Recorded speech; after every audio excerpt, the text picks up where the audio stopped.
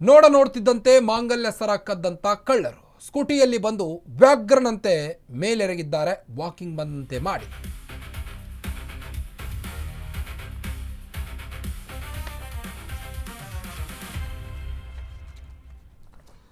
ನೋಡ್ತಿದ್ದಂತೆ ಮಾಂಗಲ್ಯ ಸರವನ್ನ ಒಡಿಸ್ ಮಾಡಿದ್ದಾರೆ ಕಳ್ಳರು.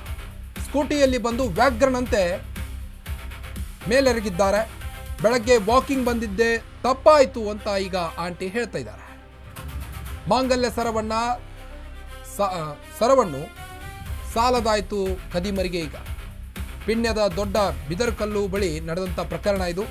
ಬೆಂಗಳೂರಿನಲ್ಲಿ ಶುರುವಾಯಿತು ಸರಗಳ್ಳರ ಅಟ್ಟಹಾಸ. ಈಗ ವಿಜಯಮ್ಮ ಎಂಬ ಮಹಿಳೆಗೆ ಸೇರಿದ್ದು ಈ ಒಂದು ಮಾಂಗಲ್ಯ ಸರ, ಅದು ಕೂಡ ಕಳ್ಳತನವಾಗಿದೆ. ಬೆಳಗಿನ ಜಾವ ಅಂಗಡಿಗೆ ಹೋಗುತ್ತಿದ್ದಂಥ ವಿಜಯಮ್ಮ ಈ ವೇಳೆ ಸ್ಕೂಟಿಯಲ್ಲಿ ಇಬ್ಬರು ದುಷ್ಕರ್ಮಿಗಳು ಬಂದು ಚೈನ್ ಕದ್ದು ಅಲ್ಲಿಂದ ಪರಾರಿಯಾಗಿದ್ದಾರೆ. ಹಿಂದಿನಿಂದ ಮಹಿಳೆ ಮೇಲೆ ಎಗರಿ ಬಿದ್ದು ಕೆಳಗೆ ಬೀಳಿಸಿದ್ದಾರೆ ಆಂಟಿಯನ್ನ. ಆ ಮಹಿಳೆ ಎಷ್ಟೇ ಕೂಗಾಡಿದ್ರೂ ಬಿಡಲಿಲ್ಲ ಈ ನೀಚರು. ಮಾಂಗಲ್ಯ ಸರವನ್ನ ಕದ್ದು ಅಲ್ಲಿಂದ ಎಸ್ಕೇಪ್ ಆಗಿದ್ದಾರೆ. 75 ಗ್ರಾಂ ಚಿನ್ನದ ಮಾಂಗಲ್ಯ ಸರ ಅದು. ಅದನ್ನೀಗ ಕಸಿದು ಎಸ್ಕೇಪ್ ಆಗಿದ್ದಾರೆ ಕಳ್ಳರು. ಮಹಿಳೆಯ ಕತ್ತು ಮತ್ತು ಮುಖಕ್ಕೆ ಗಂಭೀರ ಗಾಯಗಳಾಗಿವೆ. ಪೀಣ್ಯ ಪೊಲೀಸ್ ಠಾಣೆಯಲ್ಲಿ ಪ್ರಕರಣ ದಾಖಲಾಗಿದೆ. 25 ಗ್ರಾಂ ಚಿನ್ನದ ಮಾಂಗಲ್ಯ ಸರ ನೋಡ್ತಿದ್ದಂತೆ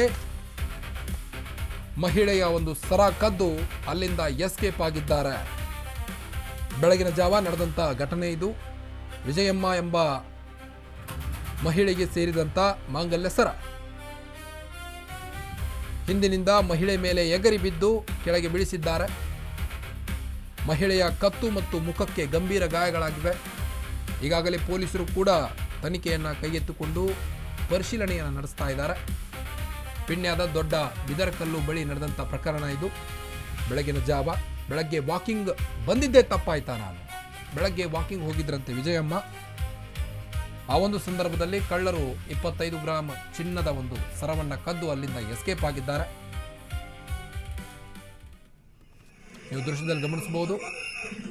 ವ್ಯಾಘ್ರನಂತೆ ಎರಗಿ ಆಂಟಿಯ ಚೈನನ್ನು ಕದ್ದು ಅಲ್ಲಿಂದ ಪರಾರಿ ಆಗ್ತಿರುವಂಥ ದೃಶ್ಯ ಇದು CCTVಯಲ್ಲಿ ಸೆರೆಯಾಗಿದೆ.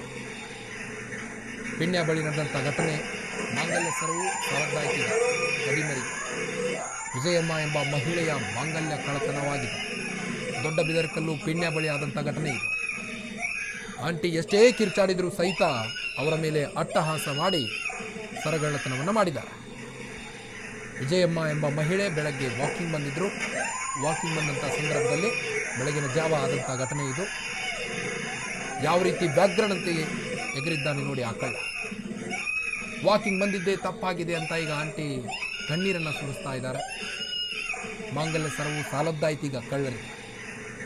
ಇಷ್ಟು ದಿನ ಕೇವಲ ಚಿನ್ನದ ಸರವನ್ನು ಕದೀತಾ ಇದ್ರು, ಈಗ ಮಾಂಗಲ್ಯವನ್ನು ಕೂಡ ಕದಿಯುವಂಥ ಪರಿಸ್ಥಿತಿಯಾಗಿದೆ.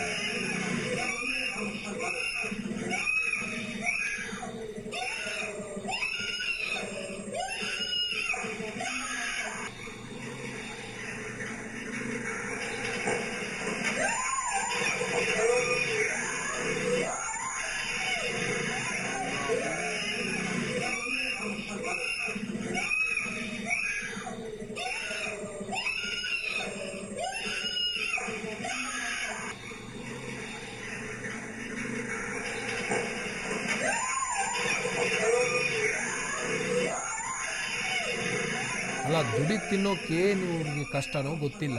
ಇಂತಹ ಒಂದು ದುಷ್ಕೃತ್ಯಗಳನ್ನು ಮಾಡ್ತಾ ಎಲ್ರಿಗೂ ಹಿಂಸೆ ಕೊಡ್ತಾ ಈಗ ಸರ ಕದ್ದು ಅಲ್ಲಿಂದ ಪರಾರಿಯಾಗಿದ್ದಾರೆ ಈ ದುಷ್ಕರ್ಮಿಗಳು.